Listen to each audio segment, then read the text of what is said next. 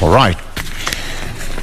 So on to the next. Let's take a look at the headlines here. What's making headlines on our local dailies.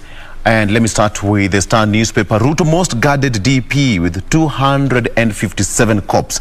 That's according to the state. Ruto's office rubbishes claim, says Matiang'i is playing cheap politics with the security issue. I will give you more details. Remember, that happened yesterday when CS Matiang'i, together with police IG Hilary Mutyambai and other police bosses, attended as parliamentary committee of security, where they were grilled on with that issue there. Interior CS says that Ruto's security detail bigger than Vihiga or Nyamira County. That is just part of that grilling that happened yesterday. DPP Haji says that too much politics frustrates his quest for justice. When he was appointed in 2018 as the Director of Public Prosecutions, Doreen Haji did not think that politics would stand in his pursuit of criminals. So he says that he said that it gets worse when the suspect is a state officer or a member of a justice system who deliberately slows down investigations and the court processes. He further says that despite efforts by his office to prosecute those cases within the stipulated time, they are faced with a myriad of roadblocks from supporters of the suspects that eventually get the cases drug for years. He as well noted that applications and court orders gagging the ODPP, that is Office of the Director of Public Prosecution, from prosecuting state officers accused of corruption and abuse of office are the main challenges in prosecuting the cases. So he expressed disappointment that several state officers, especially governors, are still in office despite being formally charged with misuse of public funds. That is what Nurdin Haji says in his case there. Now, DCI probes Laikipia teachers over pupils tied to tree. The Directorate of Criminal Investigations is probing two senior teachers at Thiru Primary School in Laikipia West after images emerged online of 3 pupils tied to a tree as punishment. Now, it is said that the deputy head teacher is reported to have taken the pictures of the 3 pupils last Friday and posted them on social media, that is on WhatsApp group, the teacher's WhatsApp group, before another teacher leaked them to social media on Tuesday. Jane, Regina, and Doreen, we all saw those pictures. And at some point, we all knew that something was going to happen, perhaps at this time and age, surely, because kids were playing truancy. This is something that kids do. Mtoto anaamka asubuhi anasema mami sitaki kwenda shule leo. And there's nothing you'll do about it. Why? Si teacher alisema leo tuende shule. And it's school is still on, but compared to teacher alisema tusiende shule. I mean, this is kids like. There's nothing new about it. Yeah? But the whole picture of kids being tied to a tree for a whole day. What do you think about it, Doreen? Punishment. Yeah. Punishment. You don't have to say that again. But I think that perhaps there needed to be a better way to even punish. Yeah. Tying to a tree the whole day. For a whole day, the way that place is hot, like Laikipia. I just think there needed to be a better way to. It was wrong for the kids, yes, and the kids would often do that. I mean, not even that, even more than that. But there just needed to be a better way for proper punishment. Yeah. Punishment was supposed to happen, but there just needed to be a proper kind of, not that the whole day. Yeah. No. Jane. Mami mistaki kwenda shule, and that's it. Your experience before. Yeah, there's a point at even you wake up, you feel like, hey, Leo, but you just have to go to work. What about kids? You know, children spend so much time at school, the better part of their days. And if you see a child consistently refusing to go to school, sometimes it's not just them being a child. Yeah. Sometimes there is a bigger underlying problem that we as parents might overlook. Something as simple as akuongelesha vizuri na mwalimu. There's even a video that was doing rounds a while back where there's a father who noticed his daughter was changing in terms of her character, how she normally is. She started becoming withdrawn, until he kept asking her, mbona unakuwa hivi? Every day she throws a tantrum before going to school. He had to force her to go to school, and it got to a point he actually put a listening device, a recording device, in her hair, in the bun over there, to just understand what could be the reason. And from the recording that he got, the teachers were harassing the child. Yeah. And that's when he got to understand some of these issues. But honestly, inje kwa jua the whole day. The whole day. Because kids play trancy. Well, I personally do not appreciate such punishments, and severe, and especially for children. Regina, mtu angebeba panga. Now, anyone who's dealt with children knows that there are those days, and I read from the same script that Jane is saying, there has to be an underlying reason. There are times when their children just want to spend more time with their parents, but there has to be a reason why the child doesn't want to go to school. And this is supported by one of our viewers. She's called Nancy Carretha, who says, dear parents and guardians, should you notice or become aware of any child or adolescent exhibiting any unusual behavior, please do not condemn or ignore. So much is happening to our children. Their mental health and well-being are at risk. Some have become drug and substance abusers as a means to deal with this stress and anxiety, and sadly, others have committed suicide as a result of depression. Parents, guardians, please be the first port of call for your children, more so if they are experiencing growing up challenges. Remember, listening, a non-judgmental does it. Let's show up for our children. Let's show up for our children, because I'm trying to imagine what was going through the head of that particular teacher when they were tying the children around the tree. I want to understand their mental process, but sadly enough, I can't. But I'm wondering what would make a grown-up, you're above 18, you're teaching, you're a grown-up. You are tying a child to a tree. For a whole day. Will this help them? How will this help them like the school or want to pursue their studies?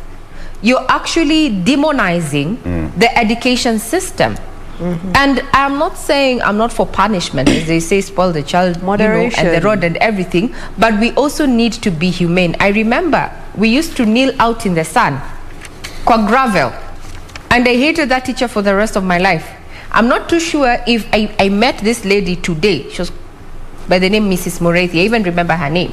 If I met this lady today, I'm not too sure how I'd react, because the mental picture that I have of her is of me kneeling in the hot sun on the gravel, simply because I failed to answer a few questions. And I'm like, does that help me?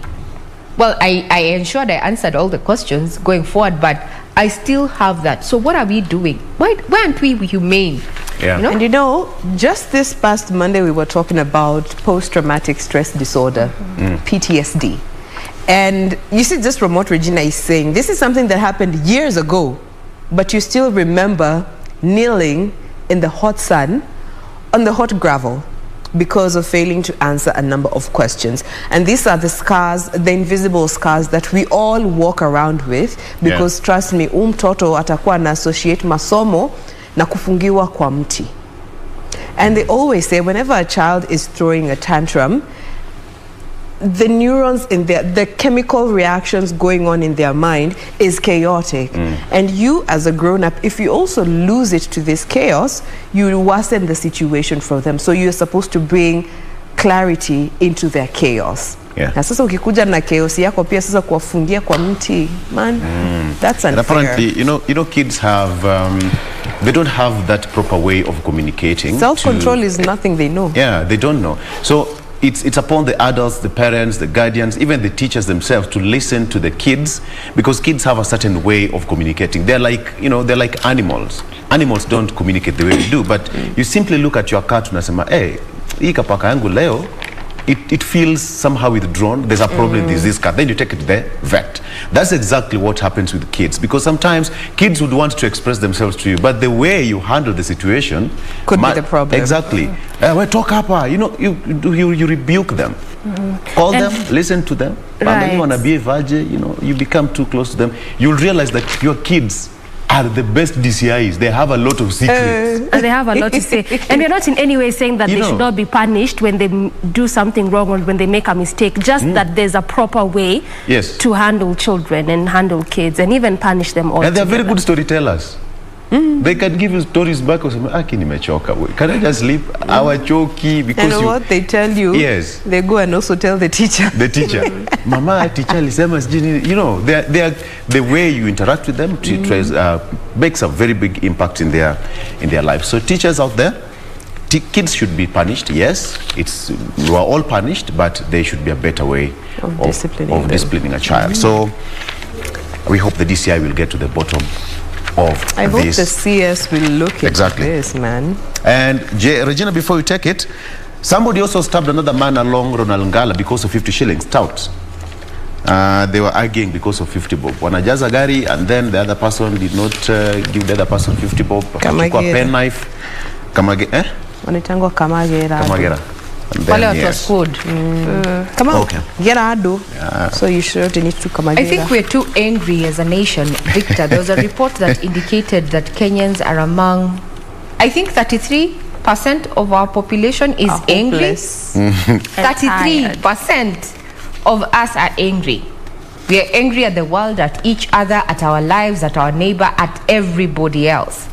So there's a lot of hate going around, and I also think inflationary pressures, economic pressures, you know, family pressure, all that. You find that someone is a walking tinderbox. If I step on you today, instead of, and even if I go further and say sorry, you'll still feel aggrieved. Despite me saying sorry, you'll still feel aggrieved, and unfortunately, people have anger issues. So what do? They act it out. We need to take a moment and breathe. Don't walk around being a tinderbox. Don't walk around being a tinderbox. As I say, never make a monkey out of you. But hey, people are too angry. Right now, you don't want to hit anyone in traffic. You don't want to bump shoulders with anyone, even while walking. You even don't want to sit in a place you're not supposed to. Unaenda ukijiangalia. Very careful. You remember Victor trying to tell us that when you're flagged down by a police officer, you actually slow down and say hi to the officer. But a majority of Kenyans, you're flagged down, you duck. You start asking, nini sina, niko na DL, niko na insurance. You get anxious. You see? we are walking tinderboxes. But hey. But Kenyans are really tired, and now also looking at what COVID-19 has done, the fact that still people don't have jobs even up till, you know, we might not talk about it per se, but people still don't have those jobs, people don't have an income. So when they try to fill iyo matatu na ilikuwa mpatie 50 bob na usimpatie, hapo ndo mnakosana ile kabisa, because they maybe in their heads they were like, this is what I was to use tonight or today, and then you just decide otherwise. So people are tired, people are very angry, people are sad, people are exhausted. Mental capacity of most Kenyans right now is I'm telling you, like unacheka na mtu lakini they're just trying to smile and laugh, but kwa kichwa zao it's like electric kettle. People are tired. All right, Jeff. Now let's just quickly run through the front page of the Daily Nation. I think you've already touched on the story concerning the deputy president. It is the main read here on the Daily Nation. Matiang'i unmasks hustler. The CS accuses Ruto of deploying security officers to guard criminals. We'll be giving you these details. I'm sure this is something that you've already caught wind of. So many people have had so much to say about this. The whole comparison of his vice presidency compared to the previous vice presidents in terms of the security that has been offered to them is something that has sparked quite the conversation on both mainstream and social media. So we'll be giving you the details as has been covered on the different dailies. The other story given precedence here is still in regards to matters education, tough rules for opening new schools. And I love that these guidelines have been put out. I'm sure you guys have come across schools that are smaller than this studio. And our studio is big. But trust me, some schools are, first of all, on very small pieces of land that are not practical to run a school. And this has been a problem that has been happening for so many years. People setting up schools illegally just to be able to make an extra coin, but at the expense of the children and parents who are paying to take the children to the schools. So now the ministry has put out new guidelines that will be guiding the requirements for those who want to open up schools from the pre-primary level, primary, junior secondary, senior secondary, and this is as per the new curriculum. So everything is tailored to adjust to this new curriculum. Then again, parking fee shoka for Nairobi motorists. Watu wa magari hapa wamekasirika.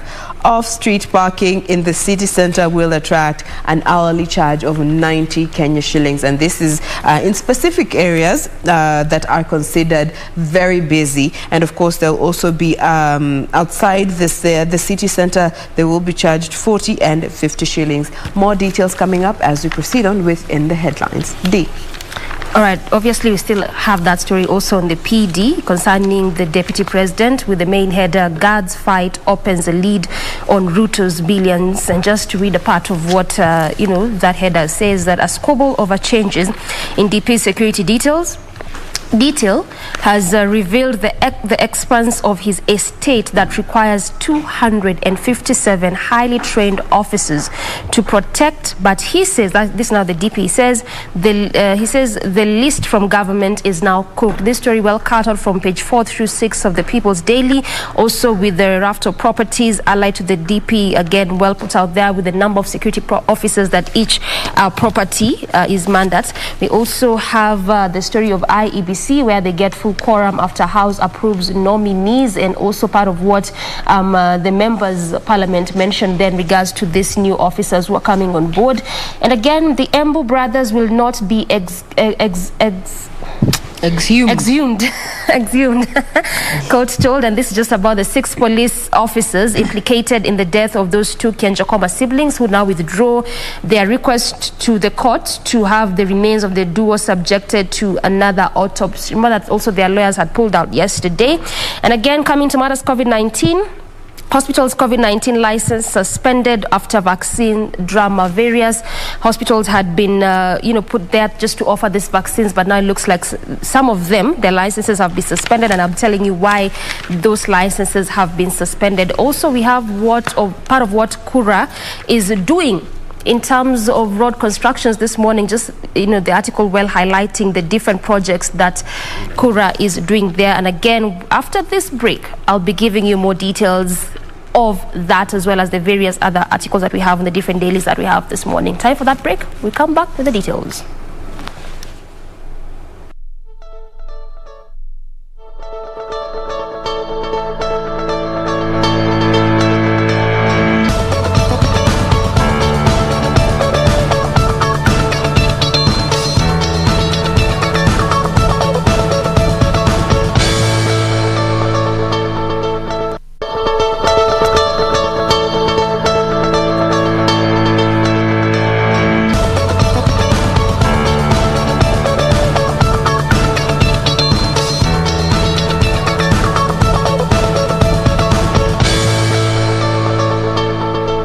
As it is, we started this particular broadcast with an update as where we stand in as far as the appointment of the IBC commissioners. Just taking you back to what was said at the floor of the House yesterday. And now President Uhuru Kenyatta has appointed 4 members of the IEBC Commission to serve for a period of 6 years. That is Juliana Wonge, yes, Francis Mathenge Wandari, Irene Cherop Masit, and Justice Abonyo. Further on, the president has appointed TSC commissioners. That is Nicodemus Ojuma Anyang, Christine Haindi, Sharon Jolagat Kisire, and Senta Wafuko Salesa Adano Abudo. They're going to be serving also for a period of 6 years. If you want further details, they are available on our website at www.kbc.co.ke. You are watching In the Headlines right here on Good Morning Kenya.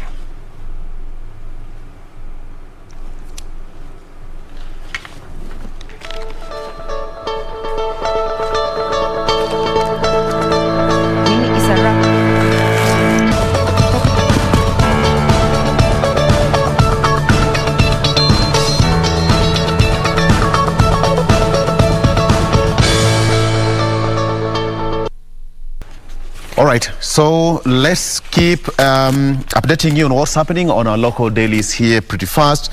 And still on the pages of the Star newspaper, all eyes on Magoha as UON council terms ends. The Professor Julia Ujambo's led team is in a tight spot as it hopes for tenure extension.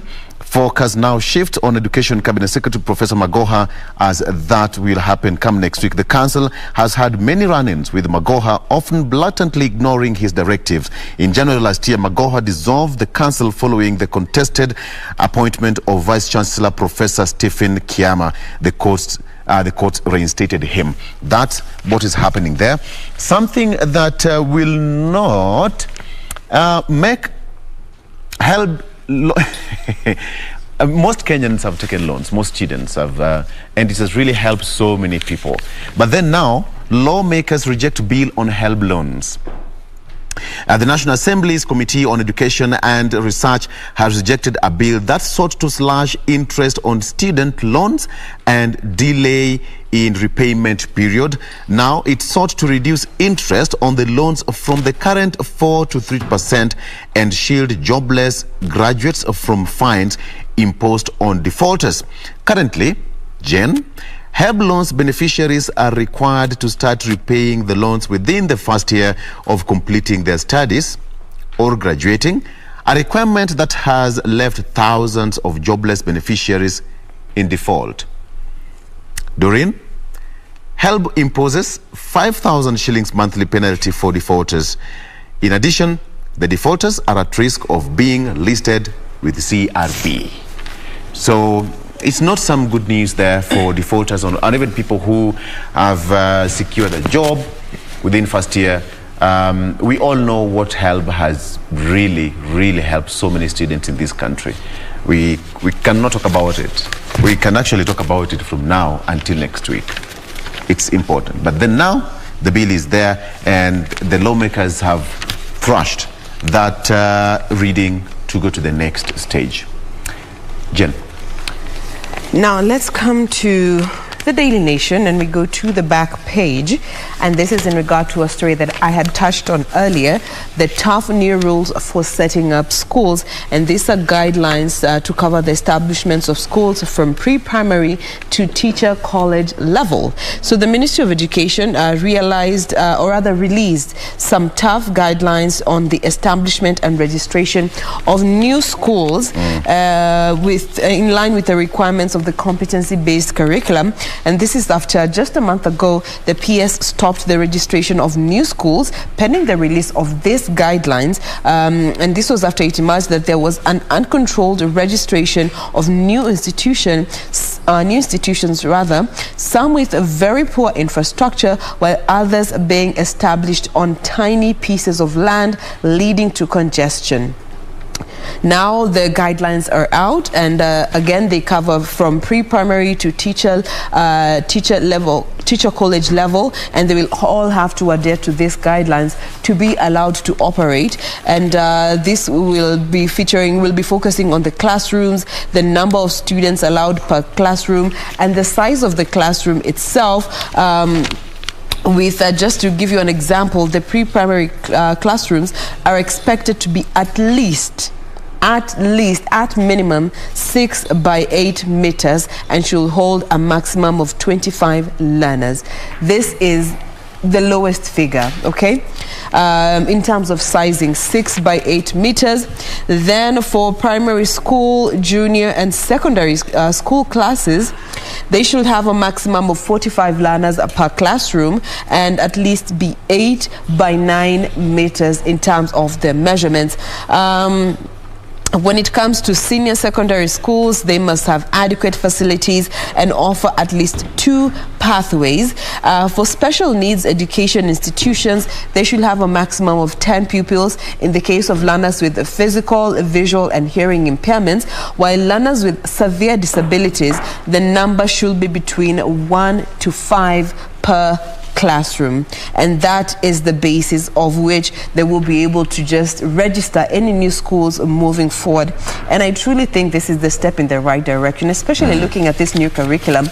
It's very hands-on, it's very involving, it's very child-oriented. And when you have a teacher who is, first of all, in a very tiny classroom, congested, you find the teacher-student ratio is very imbalanced. It becomes rather counterproductive for even you as a parent to just see the worth of what you are paying the school for. And then again, you have schools where children can't even play because there isn't enough space for them to run around, to play with each other, to have a number of activities, just because they don't have enough playing ground. And they've also put a requirement for schools that have standalone schools that have a detached pre-primary section or secondary section, and you usually find the primary school is here in Nairobi, the pre-primary is in the next county, secondary is in the other county. Now they will be required to be at least within 2 kilometers of each other. Yes, and I think this totally on board. That's a good move. It's actually a step in the right direction. I mean, also when you look at how CBC is structured, if you have all these children, like 40 or 30 of them in one class, then it waters down the whole idea of CBC. Where does it leave that whole idea of at least a student or two, you know, to be attended by the teacher? Because then what would be the whole point of that? And also, again, not forgetting the COVID-19. I mean, we also need that proper spacing because of also health factors. And again, also, we all had a similar story yesterday on the papers whereby the ministry was also just talking of such kind of things to deregister schools that are not adhering and following to all these guidelines. Key among them being what you mentioned, Wambui, like the proper capacity of students in a particular classroom. So it's really important, and perhaps you can allow the ministry for what it's trying to do in regards to that. All right, so perhaps you can come to the People's Daily and we can a bit look at matters COVID-19. We have definitely had that story of what the ministry is doing, rather what it's trying to do, at least to ensure that those that are not following the right procedure in terms of administering vaccines, their licenses are being revoked. Case in point being the Rai Family Hospital. We also have the controversy surrounding that controversial COVID-19 vaccination exercise that is in Gatanga, Muranga County, which also escalated yesterday when the regulator suspended the licenses of that particular private clinic in terms of how they're offering that vaccine. And just to mention one thing which came out is in that letter is that they warned that vaccination exercise was conducted in an uncontrolled environment where the quality and efficacy of the vaccine could not be ascertained and thus endangered public safety. So this is just coming out from the ministry in regards to what they're trying to do to ensure that those hospital licensed to provide vaccine, they do it in the correct manner and way possible. Vic. All right. Okay, still on education matters. Parents risk arrest for failing to enroll children in Form 1. We talked about this yesterday with Education CS Magoha helping 3 students secure slots at Nembu Girls. Parents who fail to enroll students in Form 1 by Friday risk being arrested and prosecuted. Education Cabinet Secretary George Magoha yesterday reinforced that consequential action will be taken. Magoha directed all parents who have not yet taken their children to school because of financial constraints to ensure that they avail themselves of admission by the nearest public secondary school. You have got that directive from the CS himself. We talked about it here yesterday, and now you have no option but to take your child or children to school. Okay, there is a story here. Men lead in digital platforms borrowing, according to survey.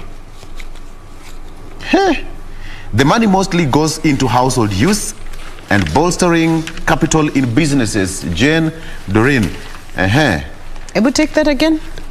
An average of 6 out of 10 Kenyans have borrowed money from a digital lending platform, with men outnumbering women in a survey. Now, according to the state of digital lending in Kenya by consumer intelligence firm, 55% of the surveyed Kenyans say that they had borrowed loans from these entities, the mobile apps. We all know them. So this is it. The digital loans are top business growth. Where is that? Where is that? Yes. Safaricom overdraft facility, that is Fuliza, was ranked as the most subscribed and most used over the last 3 months, and followed by M-Shwari. It disbursed 1.2 billion shillings daily in the last 6 months to June this year, with a total amount of 220.38 billion shillings over the period. You can imagine how much of this men borrowed to pay bills.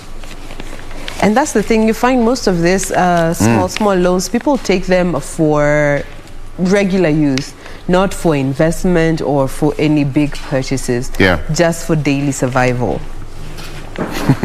So men are also not loyal to one lender and operate on up to 4 different apps, unlike women who are so loyal to a single brand. And this is according to the youth between 30 and 34 years of age.